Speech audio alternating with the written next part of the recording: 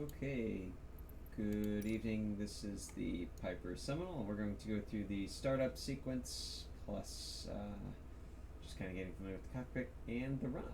So, this cockpit, by the way, is pretty much identical to what it looks like in real life, which is great. So I have in front of me the POH's checklist for before starting engine, and I'm just going to start going through it, and we will get to see the features of the cockpit, and let's kind of go through it like that. So, pre-flight check, that would be complete. Flight planning, we're not going to talk about that. Cabin door, so the door has only one door over to the right, and it has a latch on the top and a latch on the bottom. I'll get rid of that. So a latch on the bottom, make sure that that's closed. If it's hot out, we'll leave it open. It also talking about the inside of the plane. It also has an emergency exit, which the sim's not going to let me show you, but basically you pull off this piece there, and then there's a latch, and you can push this front window out. So for normal operations, we just use the door that's on the right-hand side, but if there was an emergency, we could check the emergency exit. So just check that one's in. Seats are adjusted and locked, seatbelts and harness are fastened. Sim displays that. The seats are pretty straightforward. Alternators on. So alternators are going to be on the left sub panel. So on this left side back here, I just got rid of the yoke so we can see everything, and we can see battery master, alternators, magnetos, and then all the starting stuff. So alternators on. So we'll turn those both on. Parking brake set. So parking brake is underneath the yoke, and so currently, so you just kind of pull that out. So currently the parking brake is set. Gear selector. So gear selector is going to be just here, just to the left of the throttle quadrant, and make sure that the gear selector is in its down position. This, by the way, is the emergency gear extension, so if we ever had to use that, we push up this little black piece and then pull that out. Sim, of course, won't let me do that. Gear selector, okay, that's all good. And then throttles need to be in the idle position, so all the way down to idle. Prop levers will be forward. Mixtures cut off, so those are all cut off. Friction handle for all of the whole throttle quadrant is over on the right hand side over here. You tighten that and loosen that, and it makes it easier and harder to move the throttles. Carburetor heat controls, so those are underneath the throttle quadrant. We have carbureted engines. And so carburetor heat is adjusted by these things, and when they're pulled up, it's off, and when they're pushed down, carburetor heat is on. So make sure the carburetor heat is off, and then it says cow flaps open. So currently the cow flaps are closed, and so the cow flaps are down here. If I go a little lower, you can see them. So I'm going to open them, and so pretty much what the cow flaps are, and so I'm going to open one of them so we can see on the outside, is they just they open up the engine cowls. So if we look at the plane, if we look at the plane from the front, there we go. So this right here, this is the open cowl flap on the left engine, and the right engine's cowl flap is closed. And so if we look at it from the rear, we should at least be able to see it from the rear. Yeah, there we go. It just allows this engine to cool a little better. This engine will hold heat a bit more. So anyway, get back into it. I'll open up the right cowl flap as well. Trim set. So this airplane has stabulator trim. Doesn't have an elevator technically, so it has stabulator. Stabulator trim, which is here in the middle. Pull it back. We can see that nose up trim. And so we'll put that back to neutral. And then this plane also has rudder trim, which is right here as well. So if you went into trim to the right or the left, we could do it by moving this thing. Alright, so trims are set. Fuel selectors on. So fuel selectors are back behind the trim, and so they have three positions: on, off, and then all the way in the back cross feed. And so pretty much always we have them on. So I'll just turn both of them on. There we go. And then radio master switch off. So radio master switch plus all of the lights are over here on the right side. So that switch technically should be like that. There we go. And we'll leave that off.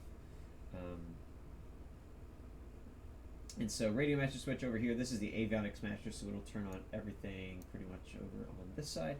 And so we'll leave that off, so when we start the engines with the battery, yeah, it doesn't mess with anything there. Radio master switch off. Electrical switches are all off, so all the lights are off.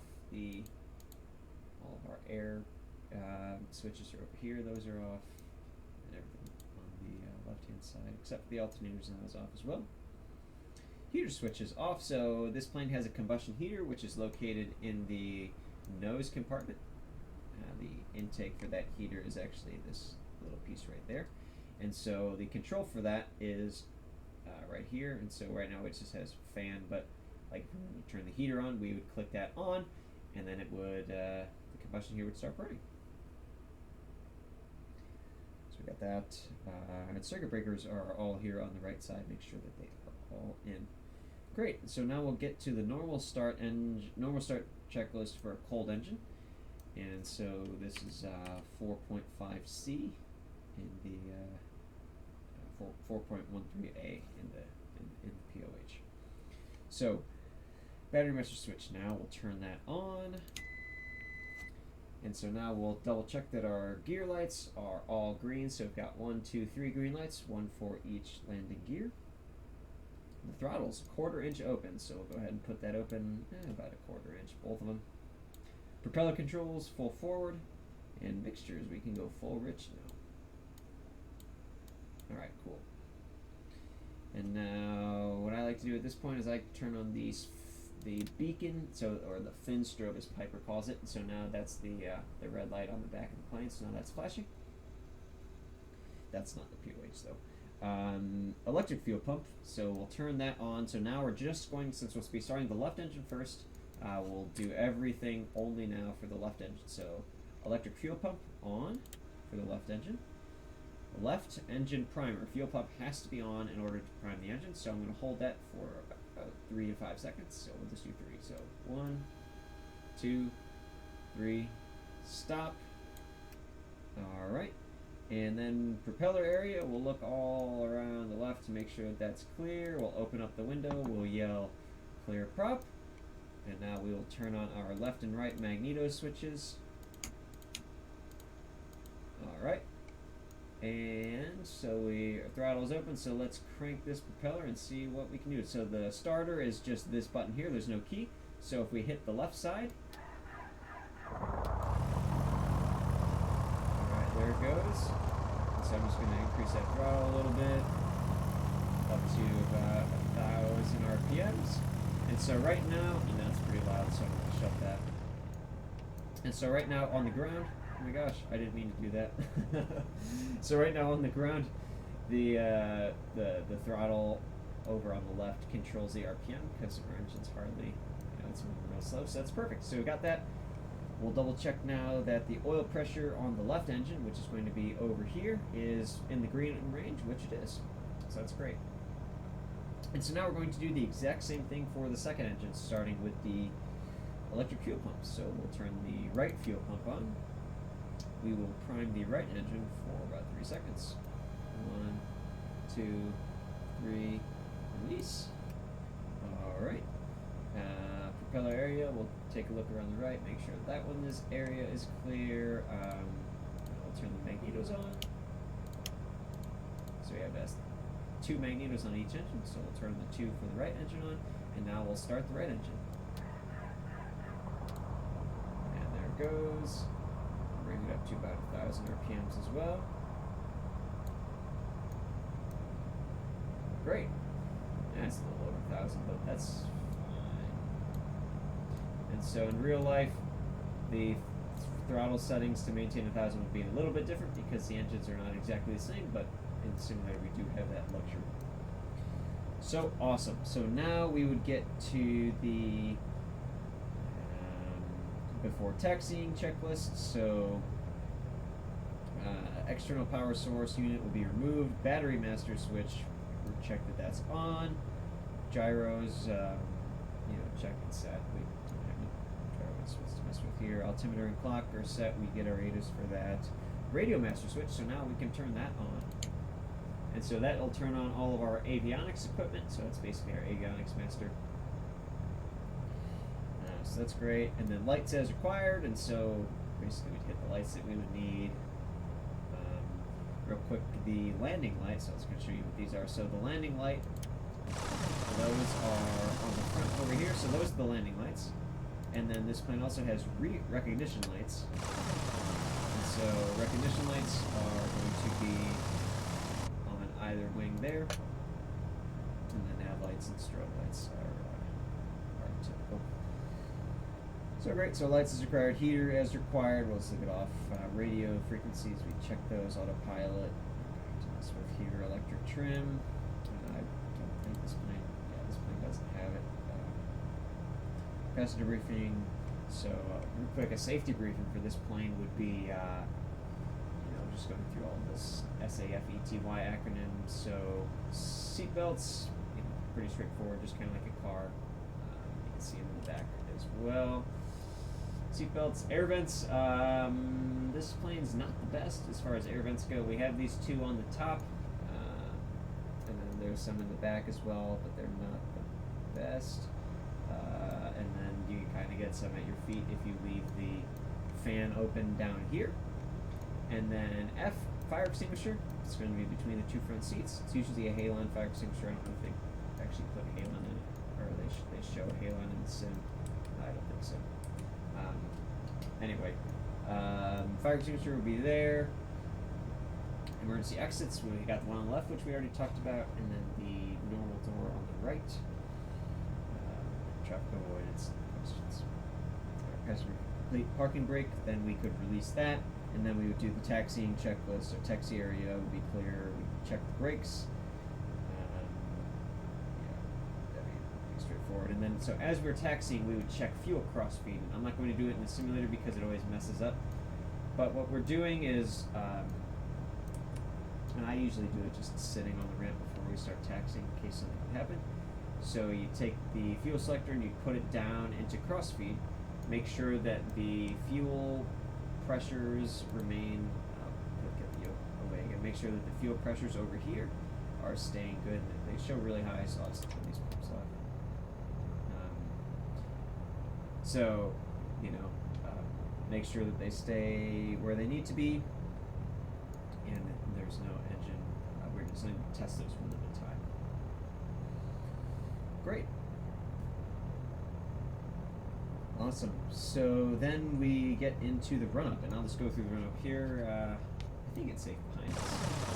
Yeah. There's no simulated people behind us, so that's good with me.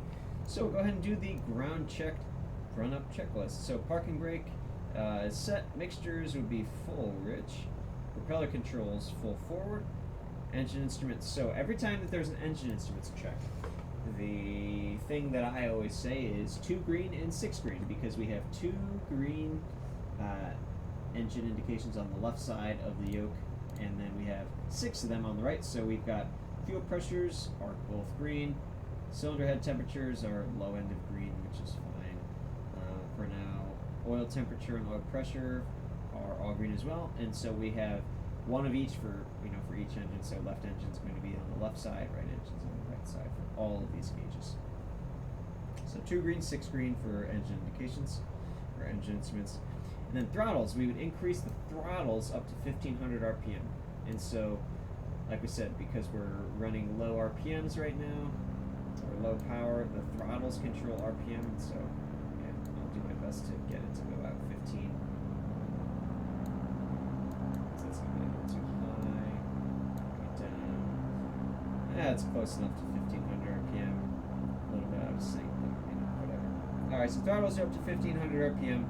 And so what we first would do is a feather check of the propellers. And so these engines can feather themselves as part of the constant speed system or the multi-engine plane. And so what feathering does, the way we check that is we bring the propeller lever here all the way down, and we check that the manifold pressure goes up and the RPMs go down. But I didn't actually see the manifold pressure go up. Let's watch that again. Okay, the left one went up a little bit and the RPM went down. In the real life, we want to keep the RPM drop to like 400 or less. So just really quick, all the way down and then back up. And then the second time we do it, we look at the oil pressure. So when I go down, the oil pressure gauge goes down and then back up, which is what we want to see. It means the system's operating properly. And so the left engine feather check looks good. So now we'll do the right one. And so we're going to take the right prop lever, go all the way down. Look for a drop in RPM, rise in manifold pressure.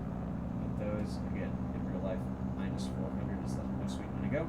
And then the second time where we look at the oil pressure for the right engine. So down and back up, we see the oil pressure have a drop and then a rise. So that looks good.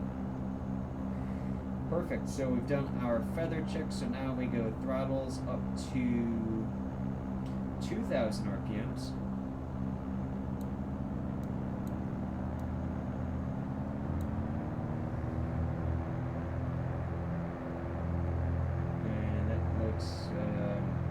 Good enough to me.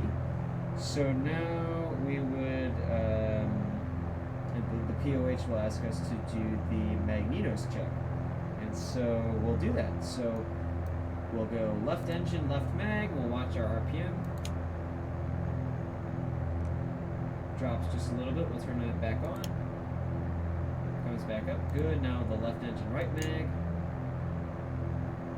RPM drops, good. So drops look similar, so those are good. And now we'll do right engine, left mag. Check the RPM. Drops a little bit, that's good. Right engine, right mag. And drops a little bit, that's good. Cool. So that's good. And then propeller controls. So it says exercise, and so max drop 300 RPM. So what I'm going to do is I'm going to bring both of them down to 1800.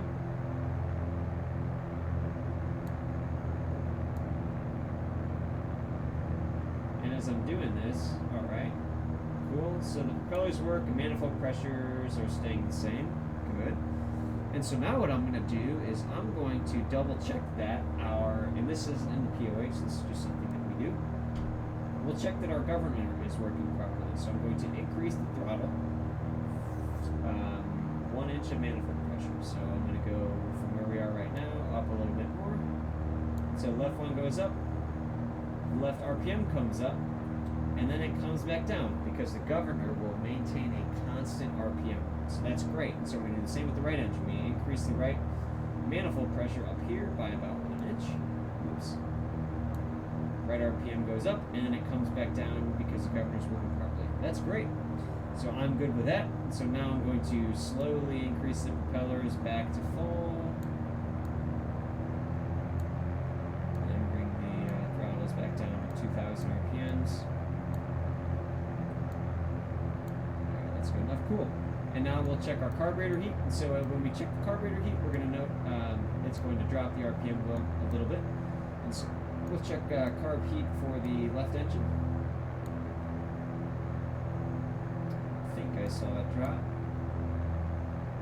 Yeah, it's just minuscule, but it does work. And then we check the right carb heat. Cool, that looks good. Alternator output, so now we look at our alternator output, which is down here in the ammeters.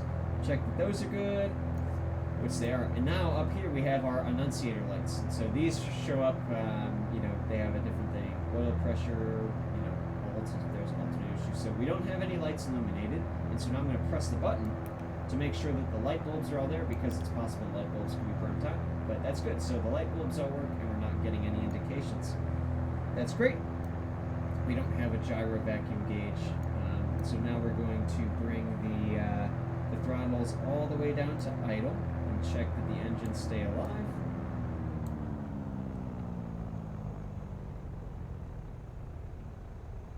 Which it sounds like they are, so that's great. So now we'll bring the throttles back up to 1,000 RPM. Maybe that's too much.